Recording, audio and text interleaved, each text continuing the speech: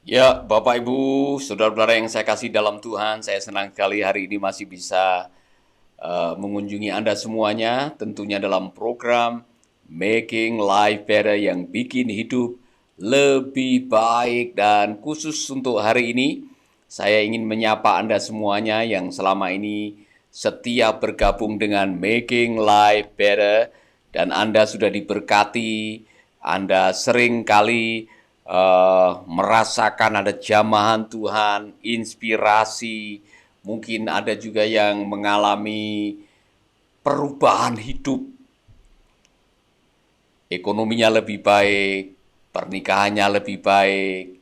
Kalau itu yang terjadi dalam kehidupan saudara, saya senang sekali dan saya rindu saudara-saudara hari ini bisa mendengarkan dari Anda kesaksian-kesaksian yang Anda alami selama mengikuti Making Life Better. Saya ingin mendengarkan. Pak Mosko ini yang begitu rajin, Pak. Bagaimana kabar Ibu Adolfina, Pong Datu, dan juga saudara-saudara kita yang baru bergabung. Saya rindu saudara-saudara yang sudah sering mendengarkan Making Life Better dan saudara diberkati.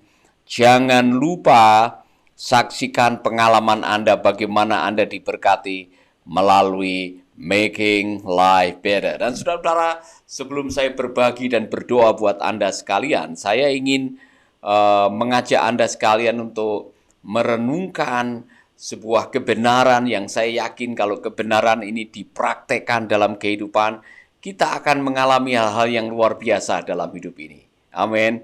Tapi sebelum itu, saya mau menyalami Anda semuanya yang berada di Papua, Manokwari, yang ada di Sentani, Jayapura, Sorong, dan tentunya saudara-saudaraku yang berada di NTT, di Bali, Kalimantan, yang sedang menonton di Sabah, yang paling banyak ini saudara-saudara kita yang ada di Sabah yang suka menonton juga. Saya senang sekali karena banyak saudara-saudara kita yang diberkati, dijamah oleh Tuhan dengan mendengarkan Making Life Better ini. Itulah sebabnya izinkan saya menyalami Pak Hotman. Ya, Pak Hotman Budianto, salam Pak, apa kabar? Senang saya mengikuti apa yang Bapak lakukan, artinya Bapak paling aktif ya mengikuti Making Life Better. Dan saya begitu yakin Pak pasti diberkati. Ya kan, kalau ada berkat dengan mendengarkan Making Life Better, Pak tulis saja di sini. Berkat apa yang Bapak telah terima melalui Making Life Better. Saya yakin Pak Ibu Patricia ya, Istanbul ya. Salam, selamat sore Pak Pendeta. Syukur, puji Tuhan Yesus. Ibu Patricia, kalau diberkati Tuhan melalui Making Life Better, jangan lupa sampaikan kesaksian Ibu sekalian. Dan kalau boleh saya tahu, Ibu menonton dari daerah mana? Ya kan? Supaya kami bisa menyalami teman-teman Ibu juga, Ibu Patricia, Ibu Ruth Santosa juga. Tuhan Yesus memberkati dari Ibu Ruth nih. Ibu Ruth, kalau boleh saya tahu, Ibu menonton dari kota mana? Supaya saya bisa menyalami teman-teman Ibu juga yang barangkali sekarang sedang menonton Making Life Better. Dan saudara-saudara yang lain yang baru bergabung mungkin sambil masak atau sambil melakukan tugas harian saudara-saudara dan saat ini terhubung dengan Making Life Better, saya ingin menyalami saudara. Tabon Tiaupua. Amin. Kalau boleh tahu Ibu nonton dari mana sehingga saya bisa menyalami teman Ibu Nonce yang juga mengatakan amin.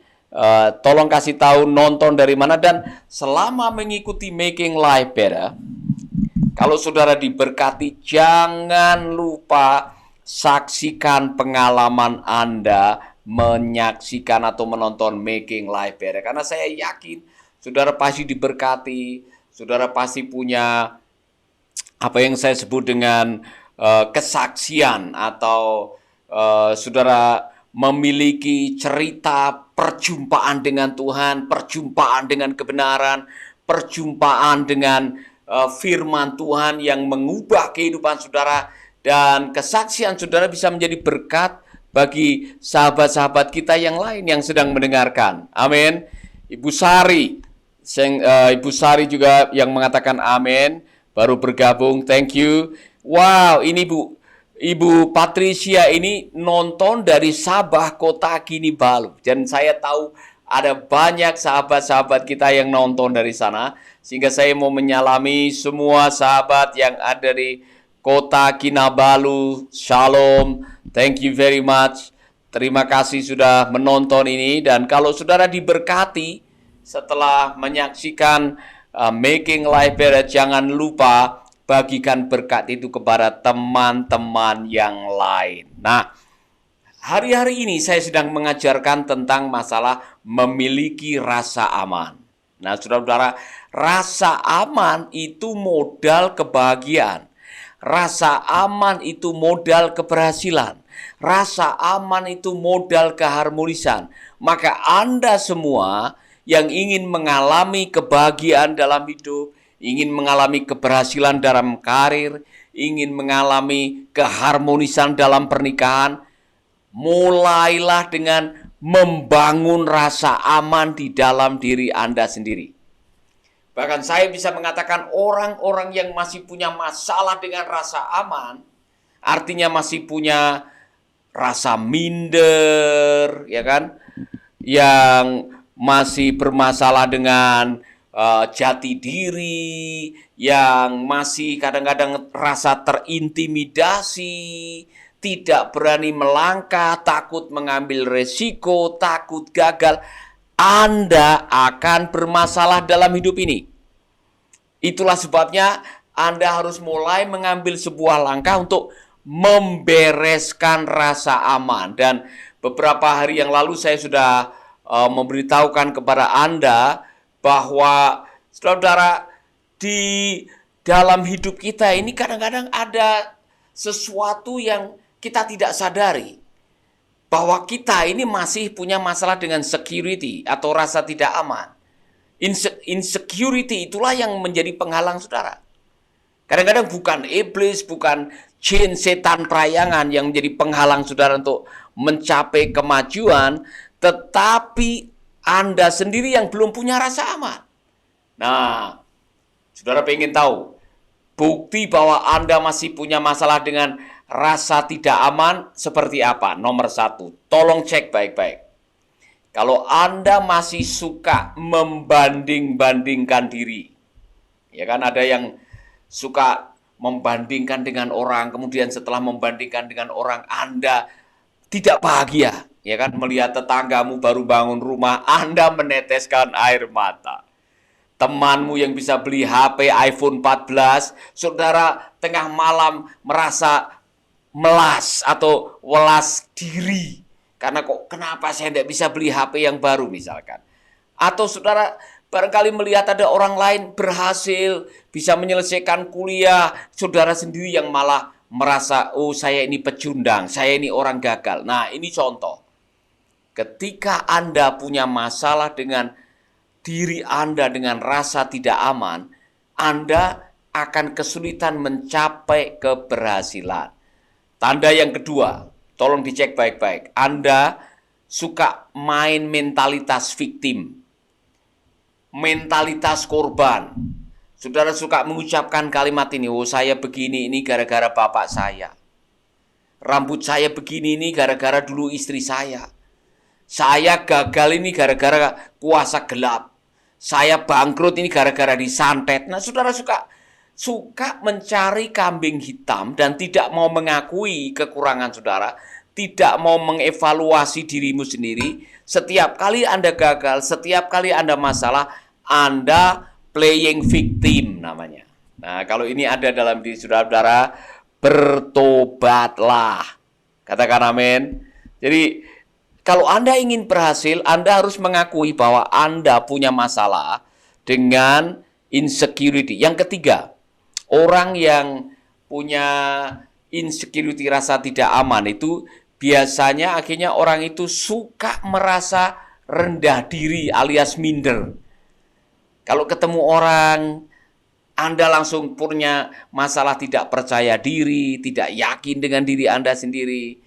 Anda tidak nyaman berada di tengah orang-orang yang kelihatannya lebih dari Anda. Berikutnya, Anda menjadi orang yang suka menghakimi. Kalau saudara menjadi orang yang suka menghakimi orang, Anda bermasalah dengan diri Anda sendiri. Ya kan? Mengapa ini jadi masalah? Karena orang yang suka menghakimi akan dijauhi orang. Kalau saudara suka menghakimi orang, oh kamu ini dasar pembohong, kamu ini memang orangnya begini. Anda melakukan itu untuk apa? Untuk menenteramkan diri Anda sendiri kadang-kadang. Dan itu salah. Itulah sebabnya saya mau menantang Anda, kalau Anda punya masalah dengan jati diri Anda, karena Anda punya insecurity, segera selesaikan. Kalau tidak, Anda yang akan bermasalah dan tidak akan pernah berhasil. Amin. Saudara-saudara, saya mau mengajak Anda hidup ini sekali, bereskan ini. Persoalannya, Pak, sumber ketidakamanan itu datangnya dari mana? Mungkin saudara bertanya, sumber ketidakamanan datang dari mana? Datangnya dari kebohongan. Bohong, karena saudara percaya kebohongan, akhirnya kebohongan itu jadi dianggap benar. Ini contoh, waktu kecil orang tua saudara sudah mengatakan, kamu itu bodoh, kamu anak yang tidak berguna, kamu tidak akan pernah mencapai apa-apa dalam hidup, dan saudara percaya. Karena itu diulang-ulang, akhirnya saudara percaya. Anda mempercayai kebohongan yang dibenarkan, dan itulah sumber persoalannya. Ya, saya mau tanya kepada Anda sekalian, tolong tulis kalau ada yang pernah mendengarkan kebohongan-kebohongan dan itu Anda benarkan secara tidak sadar. Contoh, kamu nih anak yang tidak bisa, tidak becus. Atau saudara pernah mengatakan, kamu akan gagal nanti, kamu tidak akan pernah berhasil. Atau mungkin saudara mengatakan, kamu memang anak bodoh misalkan saja. Tulis saudara-saudara, karena itu kebohongan itu bisa menjerat Anda. Bisa membuat Anda tidak bisa berbuat apa-apa. Karena apa? Di mana ada kebohongan, di sana ada potensi yang terkungkung. Di mana ada kebohongan, di sana ada keberhasilan yang tertunda. Di mana ada kebohongan, saudara akan bermasalah dengan masa depan. Jadi tolong bereskan ini, dan kalau saudara bisa membereskan ini, saudara akan membereskan masa depan Anda. Amin. Amin, saudara-saudara. Jadi obatnya apa, Pak? Obatnya untuk menyelesaikan insecurity adalah kebenaran. Karena Alkitab mengatakan, di mana ada kebenaran, di sana ada kemerdekaan. Kebenaran itu memerdekakan, saudara-saudaraku. Nah, itulah sebabnya yang perlu Anda lakukan adalah ubah cara berpikir yang salah, diganti dengan kebenaran, dan kebenaran itu yang akan memerdekakan Anda. Amin. Contoh, saya dulu merasa saya tidak berguna, saya lahir dari keluarga miskin, saya akan menjadi orang miskin, saya anak PKI, saya ini suka ditolak, saya ini jelek, saya buruk. Kadang-kadang karena saya pernah mendengarkan itu waktu dari kecil, saya terlanjur mempercayai. Sehingga saya bermasalah ketika bertumbuh, minder, ya kan? Tidak berani, akhirnya menjadi people pleaser, menyenangkan banyak orang. Supaya apa? Supaya saya bisa diterima. Nah, itu bermasalah. Pribadi saya jadi bermasalah. Lalu apa yang mengubah saya? Kebenaran firman. Kita berharga di mata Tuhan bukan karena penampilan kita, wajah kita, rupa kita, harta kita, prestasi kita, atau mungkin kekayaan kita. Kita berharga di mata Tuhan karena memang sejak dari sononya kita sudah berharga.